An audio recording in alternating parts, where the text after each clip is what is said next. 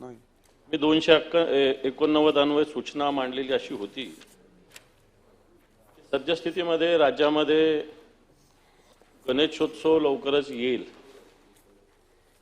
आणि गणेशोत्सव येत असताना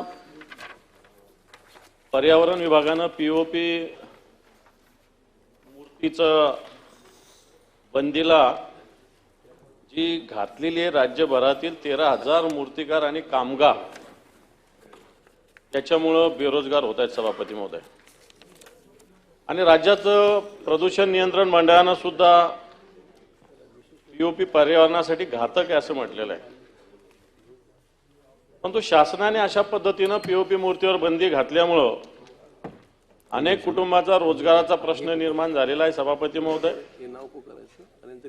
या पीओपीच्या संशोधनाबाबत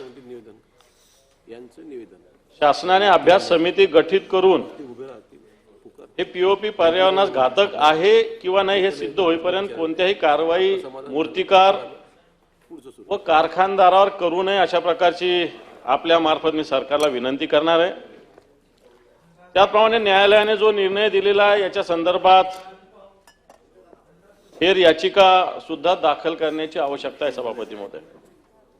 परंतु या मूर्तिकारांच्या मागणीकडे, कारण नुकतीच गणेश जयंती झाली, मागे या दिवशी काही ठिकाणी गणेश विसर्जनाचा प्रश्न या मुंबईमध्ये निर्माण झालेला होता आणि त्याच्यामुळे गणेश भक्तांच्या भावना याच्या बाबतीत अतिशय तीव्र आहे सभापती महोदय। आणि म्हणून या विषयावर उलट पर्यावरण मंत्री याच्यात वेगळी भूमिका मांडतायत। एक गाव एक गणपती, मला असं वाटतं एक गाव एक गणपती नाही, आपल्या गणपती जास्तीत जास्त बसले पाहिजे हा पण विचार असला पाहिजे। कारण असं काही आवश्यकता राहिली नाही, आता कोणतेही गाव छोटे राहिलेले नाही आणि शहरात हा विषय निर्माण होत नाही। आणि पर्यावरण मंत्री याच्यामध्ये वेगळी परस्पर विरोधी भूमिका मांडत असताना दुसरे मंत्री सांस्कृतिक मंत्री आशिष शेलार यांची भूमिका आणि पर्यावरण मंत्र्यांची भूमिका याच्यात परस्पर विरोधी आहे। परस्पर विरोधी असू द्या, परंतु याच्यातला मुद्दा असा आहे सभागृहाच्या वतीनं की हे जे पीओपीवर, कारण पर्यावरणाचा नाश होत असताना बाकीच्या विषयाकडे आपण दुर्लक्ष करतो। वेगवेगळ्या औद्योगिक क्षेत्रामध्ये काय स्थिती पर्यावरणाची, मुंबईमध्ये पर्यावरणाची स्थिती आपण सगळी जाणतो, परंतु तिच्याकडे दुर्लक्ष करून पीओपी मूर्तीमुळे जास्तीत जास्त पर्यावरणाचा नाश होईल अशा प्रकारची भूमिका, मला असं वाटतं न्यायालयामध्ये ही सगळी भूमिका जाण्याची सरकारच्या वतीनं आवश्यकता आहे। कारण याविषयी गणेश भक्तांच्या भावना तीव्र आहेत, त्याच्याबरोबरच रोजगार हा सुद्धा मुद्दा महत्वाचा आहे। म्हणून हा मुद्दा मला असं वाटतं 289 अतिशय तातडीचा महत्वाचा मुद्दा, याच्यावर चर्चा व्हावी अशी अपेक्षा मी व्यक्त केलेली होती, परंतु आपण आधीच ती फेटाळली, परंतु ही भूमिका मी मांडली। माझी या बाबतीत माननीय मुख्यमंत्री महोदय इथं ऑलरेडी आहेतच, या बाबतीत सरकारने भूमिका स्पष्ट करावी अशी माझी विनंती। माननीय मुख्यमंत्री महोदय। माननीय सभापती महोदय, सन्माननीय विरोधी पक्षनेत्यांनी अत्यंत महत्त्वाचा मुद्दा या ठिकाणी मांडलेला आहे। विरोधी पक्षनेत्यांच्या भावनेत आणि सरकारच्या भावनेत कुठलेही अंतर नाही। सरकारचे मत हेच आहे की पारंपरिक पद्धतीनं आपण गणेशोत्सव साजरा करतो, मोठ्या प्रमाणात मूर्तिकार मूर्ती तयार करतात, त्याचा एक मोठा सण आपण सगळे साजरा करतो, त्याच्यामुळे त्याच्यावर कुठलेही प्रतिबंध येऊ नयेत। सातत्याने गेले 4-5 वर्षे आपण माननीय उच्च न्यायालयात आणि सर्वोच्च न्यायालयात हीच भूमिका घेतलेली आहे।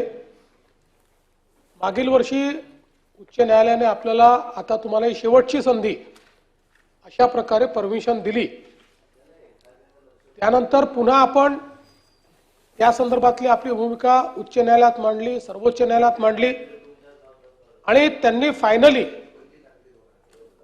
निर्णय देऊन पीओपीवर बंदी टाकायला सांगितलं। आणि ही बंदी सरकारने टाकलेली नाही, शशिकांत शिंदे साहेब, तर ही बंदी सेंट्रल पोल्युशन कंट्रोल बोर्डाने टाकलेली आहे आणि त्यांनी तशा प्रकारचे निर्देश दिले आहेत। मात्र या संदर्भात जी काही मूर्तिकारांची बैठक झाली, हजारो मूर्तिकार त्याला उपस्थित होते, सरकारच्या वतीनं सांस्कृतिक कार्यमंत्री स्वतः त्या ठिकाणी गेले, त्यांचं म्हणणं सांस्कृतिक कार्यमंत्र्यांनी समजून घेतलं आणि त्यानंतर याच्यावर उपाय काय काढता येईल तर त्या दृष्टीने आपला जो सायन्स अँड टेक्नॉलॉजी मिशन आहे त्या मिशनमध्ये डॉक्टर काकोडकर आहेत. डॉक्टर काकोडकरांशी संपर्क करून यातनं मार्ग कसा काढता येईल अशा प्रकारची विनंती त्यांना केली. डॉक्टर काकोडकरांनी त्या संदर्भात संशोधन करून मार्ग काढण्याचं मान्य केलं. त्यामुळे त्यांची एक समिती तयार केलेली आहे. तशा संदर्भात पर्यावरण मंत्र्यांना देखील सूचना करण्यात आलेल्या आहेत आणि आता आम्ही माननीय न्यायालयाच्या हे निदर्शनास आणून देतो आहोत. प्रदूषणाच्या बाजूने कोणी नाही, आम्हालाही प्रदूषण नकोय, पण अशा प्रकारे जर काही टेक्नॉलॉजिकल मार्ग काढून किंवा त्यातनं प्रदूषण कमी करता येईल, प्रदूषण पीओपीतलं संपवता येईल, अशा प्रकारचा काही मार्ग निघू शकतो का या संदर्भात आम्ही समिती तयार केली आहे.